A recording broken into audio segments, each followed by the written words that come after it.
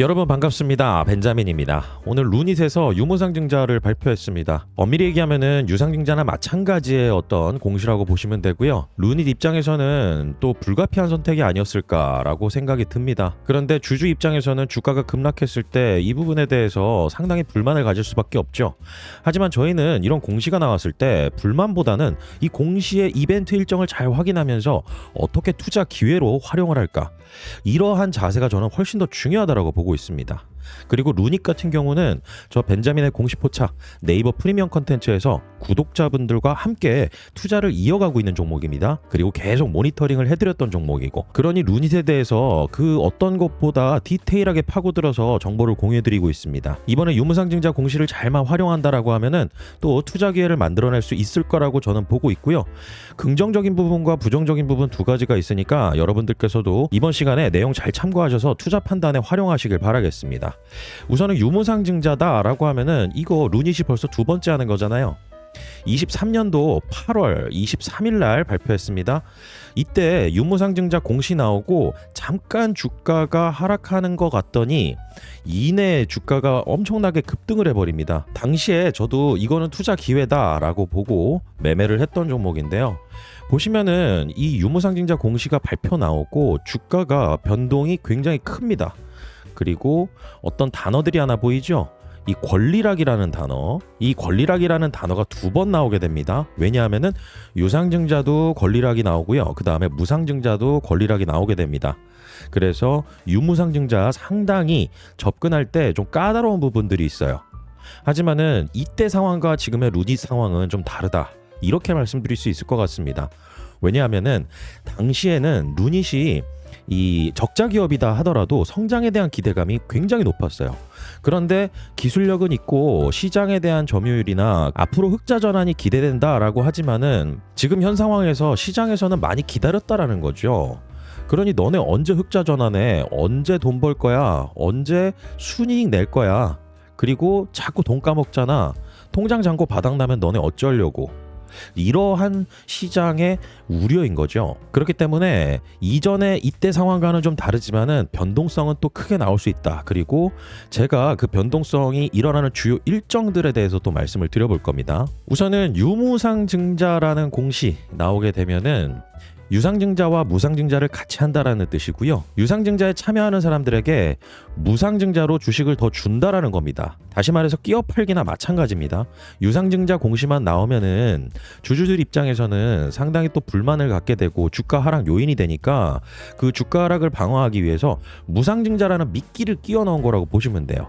기본적으로 무상증자는 주가 상승에 호재로 작용하는 이러한 공시 중에 하나이죠. 그런데 루닛의 지금 주가 수준으로 보면은 무상증자 엄청나게 크게 의미 있지는 않습니다. 왜냐하면은 무상증자하는 기업들 중에서 예를 들어서 어떤 기업이 있는데 그 기업이 주가가 120만 원이라고 볼게요. 한 주에 120만 원.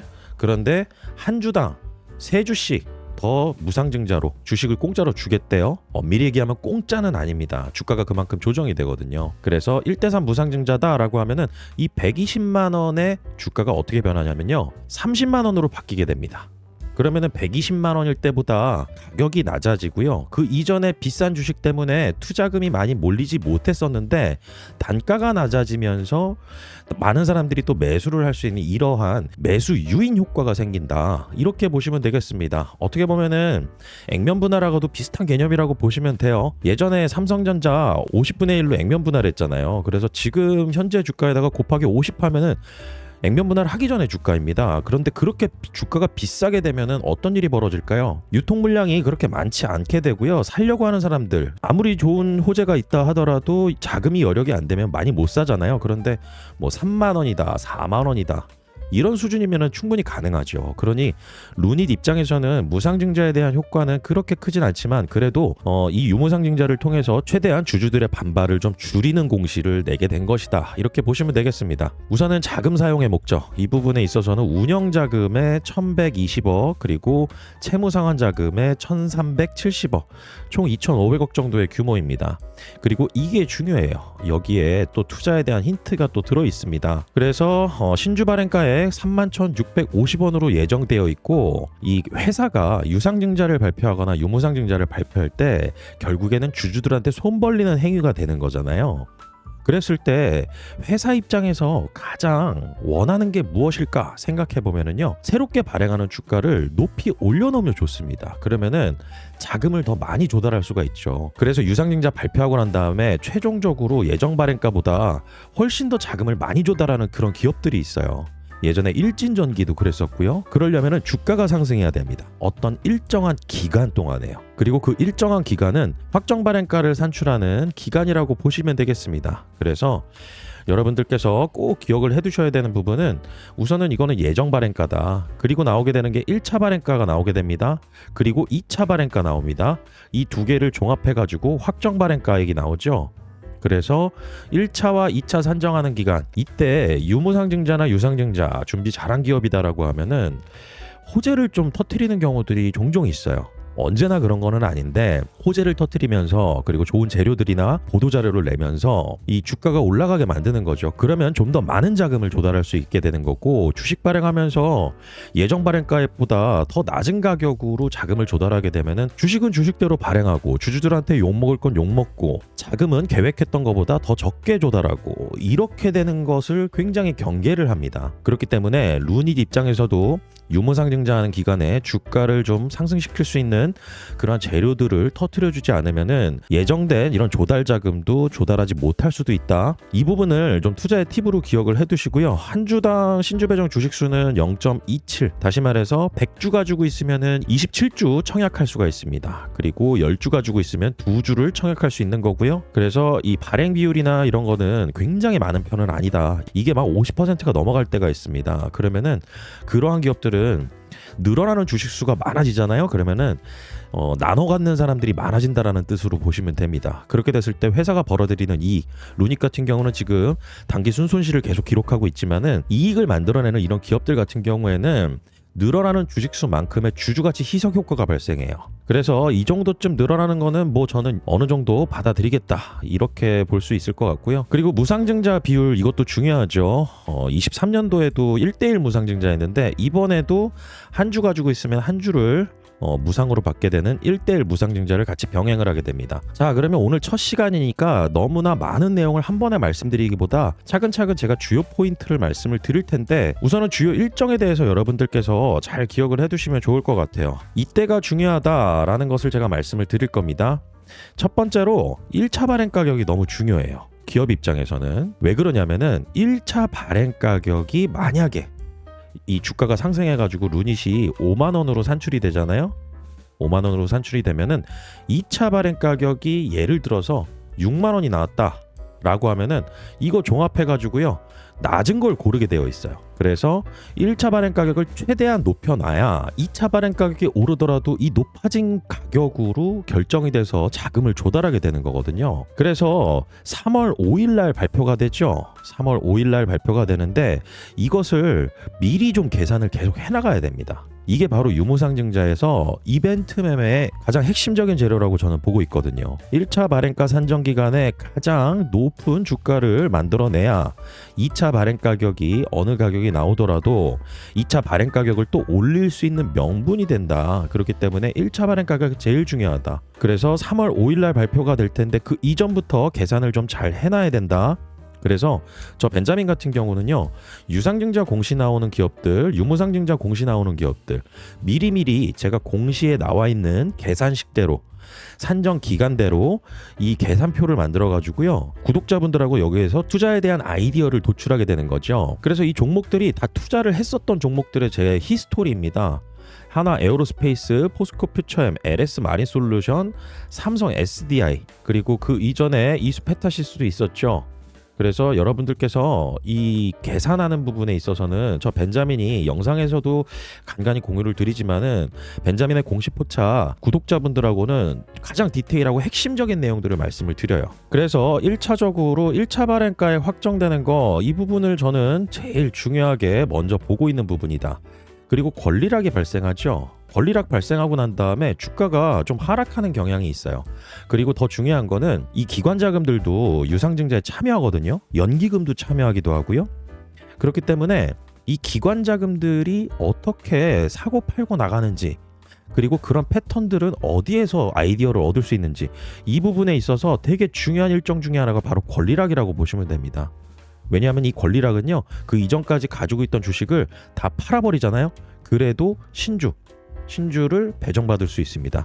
이것은 왜 그러냐면은, 우리가 주식을 사게 되면은 실질적으로 주주명부에 올라갈 때까지 이 영업일이 걸려요. 영업일. 그렇기 때문에 신주 배정 기준일이 3월 10일이잖아요. 그런데 바로 전날인 권리락일 날 주가가 조정이 돼요. 이때 가지고 있던 주식을 모두 매도하잖아요. 그래도 신주를 배정받을 수 있다. 왜냐하면은 신주 배정 기준일, 이 주주 확정하는 날 있죠. 3월 10일. 이때 주주명부 열어봅니다. 그런데 권리락일 날 매도하면은 다음 날인 3월 10일 날 주주명부에서 빠지는 게 아니에요. 제가 아까 2영업일 걸린다라고 말씀드렸죠. 그렇기 때문에 3월 9일 날 모두 매도하더라도 3월 10일 이후에 빠진다. 그러면은 주가가 상승하는 그런 구간에 있어서 나는 가지고 있던 주식을 매도를 다 해도 새롭게 발행하는, 싸게 발행하는 신주만 딱 챙기는 전략, 이거를 기관들이 좀 많이 씁니다. 그리고 신주를 받기 이전에 먼저 공매도를 치는 경우도 있어요. 그렇기 때문에 이 기간 동안에 공매도 수량이 어떻게 변하는지, 이런 부분들도 굉장히 잘 모니터링을 해야 됩니다. 그리고 다음으로 중요한 게 뭐냐면은 신주인수권 증서 상장과 거래 기간, 이게 있습니다. 3월 27일부터 4월 2일까지죠. 다시 말해서 주주분들은 유무상증자를 통해서 신주를 인수할 수 있는 그 권리 언제 챙기게 되는 것이냐? 신주 배정 기준일에 주주명부에 올라가 있기만 하면 되는 겁니다. 그러면 그 권리를 따로 떼어서 시장에 매도할 수 있어요. 매도. 이 기간이 3월 27일부터 4월 2일까지고요. 그 전날 상장이 돼가지고 증권사에서 연락이 와요. 문자가 오고 알림이 옵니다. 이만큼 입고되었습니다. 내가 가지고 있는 주식수 비율대로 해서 일정한 수량이 입고가 된다라고 알림이 오고, 이것을 시장에 매도할 수 있는 그런 날이에요. 그런데 이때 신주인수권 증서의 가격이 엄청나게 급등 나갑니다. 그래서 내가 유상증자를 청약에 참여하지 않을 거야 라고 하시는 분들은 요 신주인수권만 잘 챙겨놔가지고 팔아도요, 주가 하락폭을 만회할 수 있을 만큼의 어떤 기회를 만들어내기도 합니다. 그리고 확정 발행가액 산정해서 최종적으로 4월 9일 날 공시가 돼서 나오게 될 예정인데, 이것도 좀 미리 계산해 볼 필요가 있어요. 미리 계산을 하게 되면은 어떠한 장점이 있느냐? 시장 가격이 만약에 예를 들어서 주가가 뭐 한 5만 원이에요. 그런데 확정 발행 가격이 딱 나왔는데 이게 시장 가격보다 뭐 한 50% 할인된 가격이라고 가정을 해볼게요. 그러면은 25,000원에 이렇게 확정 발행 가액이 결정이 돼버렸습니다. 이건 예를 드는 겁니다. 그러면 시장에서 이 공시 나오고 물량을 던져버립니다. 왜냐하면은 유상증자로 신주 청약한 사람들이 25,000원 단가네? 지금 주가 5만 원인데? 그러면 얘네들 신주 상장하면 이거 팔아버릴 거잖아. 그러면 나는 이거 먼저 팔래 라고 하는 그런 움직임이 생길 때가 있어요.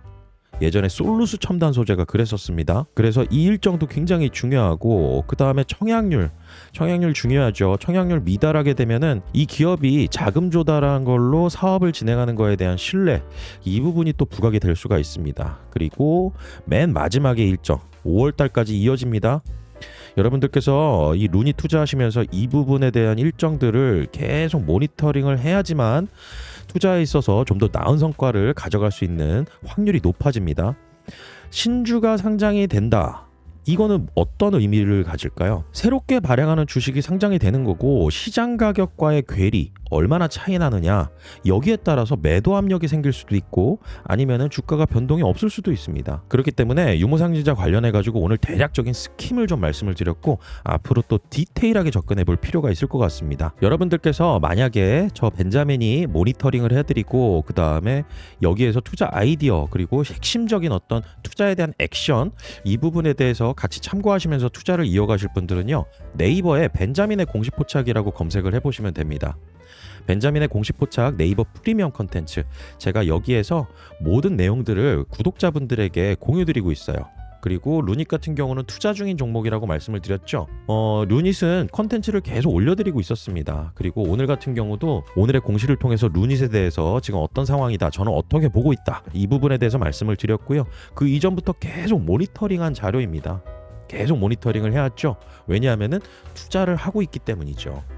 그래서 여러분들께서 네이버에 네이버 프리미엄 컨텐츠라고 검색을 하시면 벤자민의 공식 포차 확인하실 수가 있고요. 제가 영상 설명란과 고정 댓글에 링크 걸어두었습니다. 구독하시면은 저 벤자민이 업데이트해드리는 내용 그리고 투자 아이디어 이 부분을 디테일하게 확인하실 수가 있습니다. 오늘 내용은 여기서 마치고요. 저는 다음 시간에 더 좋은 내용으로 찾아뵙도록 하겠습니다. 오늘 영상 마치겠습니다. 구독과 좋아요는 큰 힘이 됩니다. 벤자민이었습니다.